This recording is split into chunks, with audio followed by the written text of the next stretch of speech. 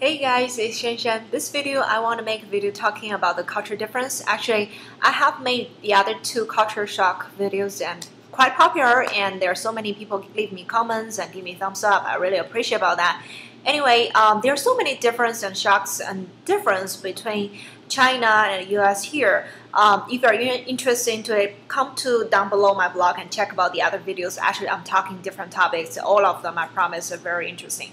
So this one, I particularly want to talk something about houses, about homes. Because few days ago, actually just yesterday, my husband and I, we just drove around the Houston area, look for some new build district or homes area. Community is a brand new community. Actually, it's about 1 hour away from the downtown of Houston. We just want to take a look about houses and everything, get some idea.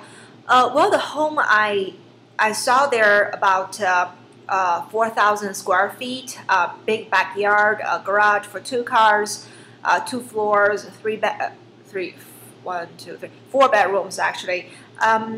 Well, it's actually a beautiful community. You can see everything is really brand new and nice neighborhood. They also have a brand new school. It just been built there. So the price of it is about $400,000, something like that. So this is just remind me so much about memories and the things I've known about back in China, especially Beijing, my hometown, the capital city of China. So that's the reason why I want to share with you guys about homes, houses, and the meaning to Chinese people and how we do and how expensive the homes in China today. So I have to say, number one, I want to explain something about housing system. A lot of you guys possibly believe and also know that Chinese people, we don't own property. Oh, I have to say, back into Mao's time, it was true like that. Today, we can own property, but probably not really the land. You know that the land of the country actually owned by the country, owned by the government. We own the building above. So when we purchase a home today, we purchase like 70 years or 80 years lease. Don't ask me what happened later on. I don't know. This is also a hot issue today. Because actually we have the new housing system being unveiled after 1990s. Before 1990s, such as 1970s, 1980s, like my parents, when they were working for different companies, back then, usually the company would like purchase or build up an apartment building, something like that. And then if you're working for them, they're going to assign you an apartment quite small. Like my parents at that time, my father was working for a government-owned construction company, building company actually, and they give him, it's just about 75 square meters, 750 square feet, but also with small bedrooms, 3 of them actually, quite tiny. And we actually like pay a sort of monthly lease rental fee to the company. Is actually, it was very cheap, affordable for most people. And then 1990s, they unveiled the new policy for the housing policy, and they said, okay, people who can purchase and own the property, the company will not really take care of that part for their employees. Of course, not so many companies could really continue doing that and afford to do those things.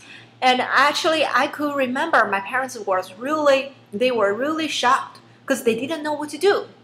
Like you always been given, and one day people said, okay, you need to make it, you need to earn it by yourself.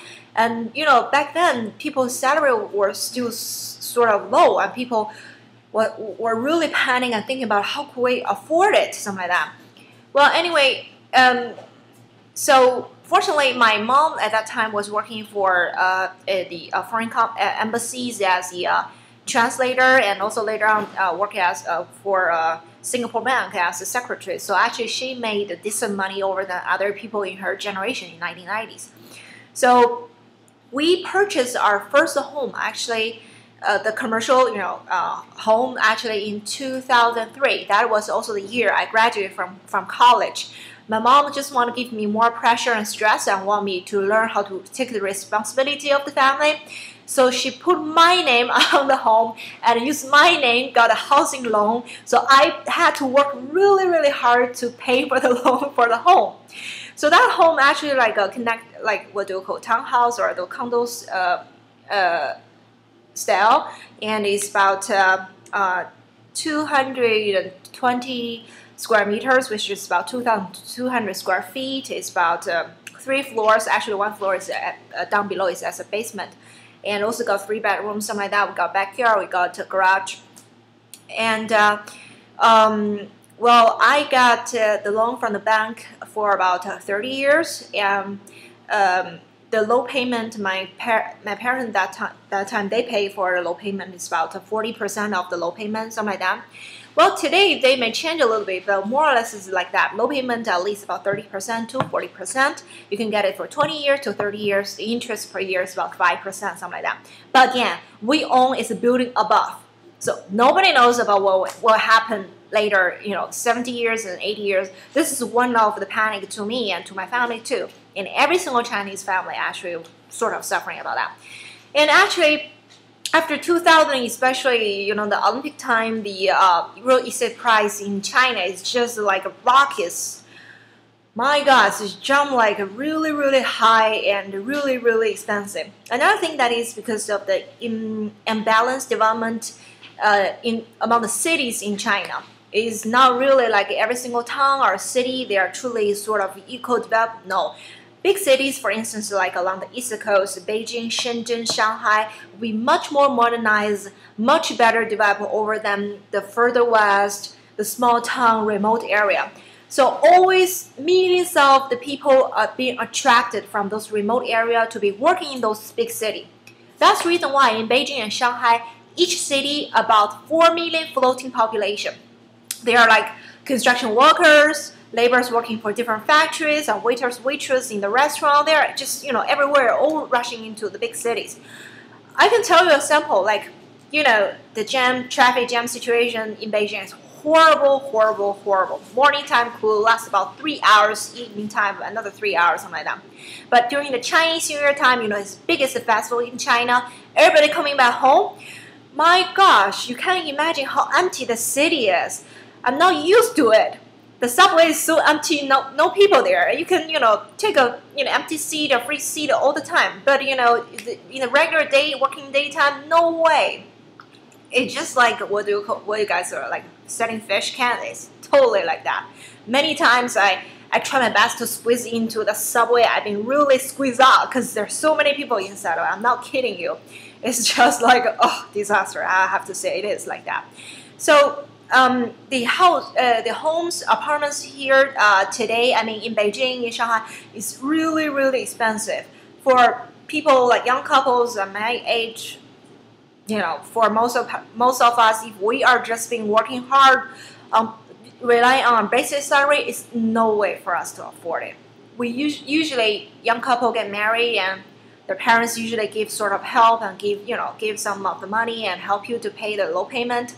If the parents not really wealthy enough, unfortunately, you cannot really get a decent home at all. You have to rent a home. So how much is it? Let me give an example to you guys. Like downtown area in Beijing is really, really, really expensive. We usually purchase a home according to square meter. So 1 square meter is 10 square feet, something like that, right? So like the downtown area of Beijing, right in the center, the price could be about $15,000 per square meter, something like that. And in the remote area, for instance, like we drive out the town from downtown to my mom's home, that area, usually rush hour drive about 1.5 hours, seriously. Better traffic time could be a 1 hour, so that distance you can just, guess about.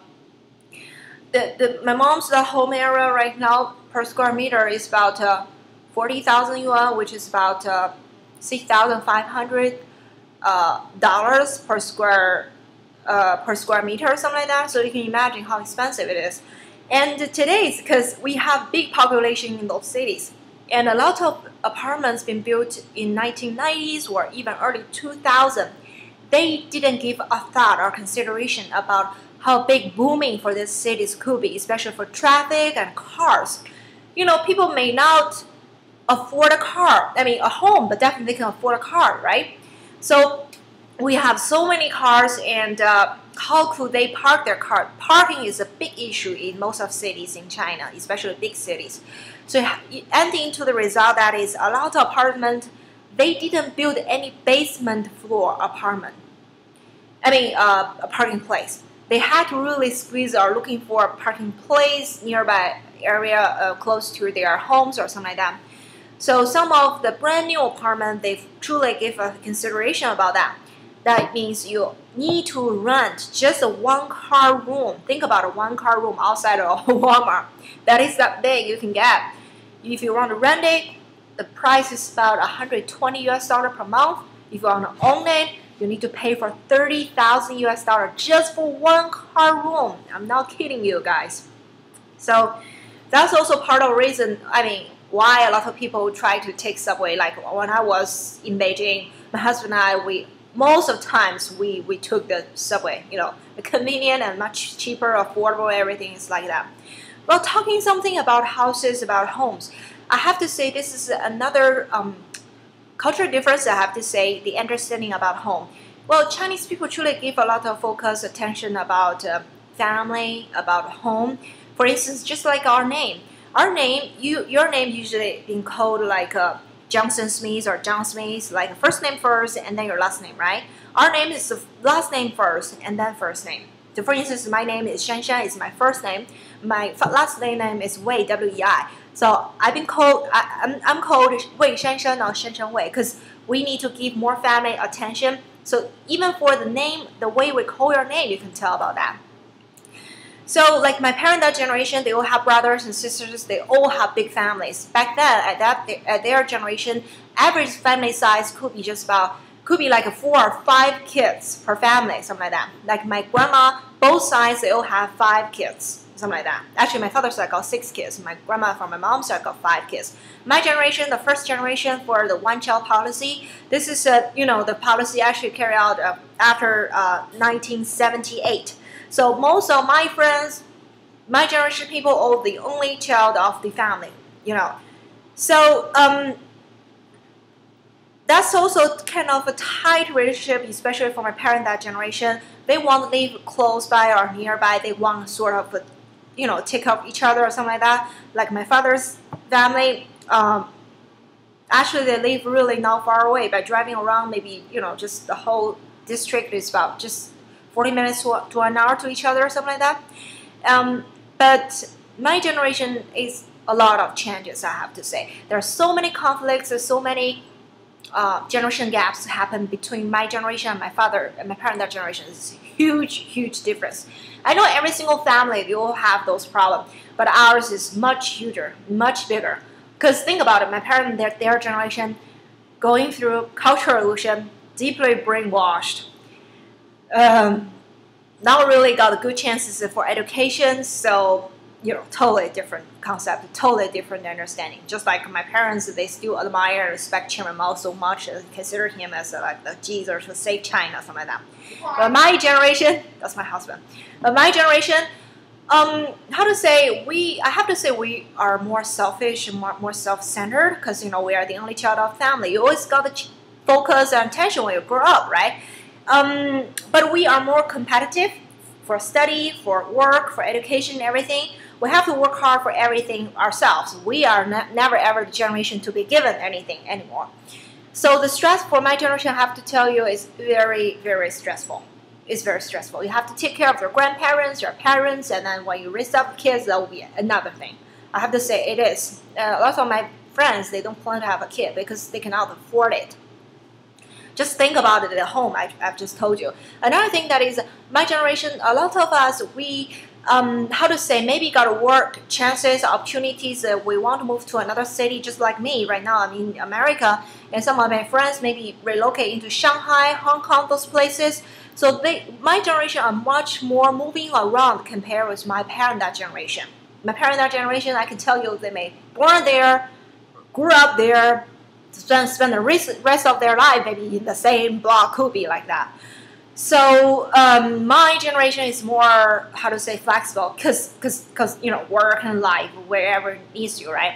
So it truly happens a lot of situation like we got a lot of time spending together with our family because the distance. For instance, like right now, my mom and I, good thing that is we got Skype, we can talk with each other through Skype, but I know she misses me a lot, I miss her a lot. But this is, the problem that we have to confront. and especially we don't have any brothers, sisters, siblings to really share the responsibility, something like that. Well, this is something I want to say about family, about houses, homes, and everything. Another thing that is in China, according to the tradition, when we get married, husband will pay for most of the bill, including the wedding ceremony, including the new home for a new couple, something like that. Although today is a little bit changed. Actually, a lot of my friends sometimes they prefer share the bill, or sometimes they just live together with the parents-in-law or something like that. I don't want to live with my parents, so that's for sure. I learned this lesson from my mom and my grandma. So anyway, that's totally different. Just like what I mentioned. There are so many changes, and the world changes fast too, right? So another very interesting thing that is like my husband and I, because he's from U.S. and I'm from China. In U.S., you guys know that it's supposed to be the bride side to pay for everything. And in my country, that is husband pay for everything. So when we got married and into nobody wants to pay for the bill. Now we have to pay for the bill from our own pocket, whatever. So anyway, that's also the reason why I have to say men in China is truly take more stress in this, like owning home, those buying houses, more stressful than women, I have to say. But also women also confronting a lot of different stress from the work because of what? Because of discrimination between men and women in China. It's horrible, horrible, horrible. I learned it from my jobs a lot of times. For instance, like when I first time interview my job, when my manager asked me the question, like, are you single? Do you plan to get married? When do you plan to have your kid? How's the health of your parents? And when I was working for that company the first couple of years, how many women we got? Only 4 women. The other are 28 male tour leaders working that company. Well, you can tell. And my manager was thinking about even kicking out all of the women because women at some certain time, your family needs you need to settle down, you need to have babies. They consider that like a too much burden to the company. They were thinking about firing all of us until we got a lesbian group. They asked for female tour leaders. That group truly saved all of our women tour leaders. So whatever. This is women's rights. It's another thing I can talk about it if you guys are interested to leave it down below in the comment. So this is something about the home, and also there are so many apartments being built in China, and I can tell you, not really fully occupied. I can also tell you there are so many ghost cities in China. What I mean is, the building's been built there, but it's empty. Nobody lives in those apartments. You can see whole blocks are along the river. There's so many buildings empty. In the evening time, it's completely dark. Why? Because some local governor, they just want to chase up to get GDP. But what is the fastest way to get GDP high to compete with other governors in other cities, in other provinces, to prove you are a good governor, show off yourself in front of the Communist Party or whatever, the central government, building up a new apartment, real estate. So I have to say, I don't want to lie to you guys. I'm not propaganda machine from my country anymore because I've truly seen so many empty buildings along the Yangtze rivers, just empty there. And also the houses quality, I have to say, not really good. Make example, like my mom's home. Can you believe it? They forget to do something. I don't know how to say it. It's like a waterproof layer of your wall.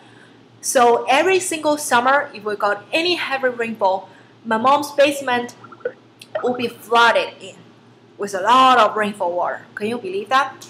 Another sample, like when we were in Beijing, we actually rented an apartment there. We actually stayed on 7th floor. For about a couple months, the 2nd floor neighbor, they tried to do some redecorate project for their homes. I couldn't sleep when they started this decoration project every single morning or afternoon. We were on 7th floor. They were on 2nd floor. This is the truth.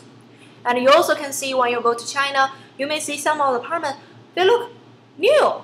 you can obviously tell they've been built like 2000 or 1990s, but the outside layer of the wall just look like shit. It's cracks everywhere, something like that.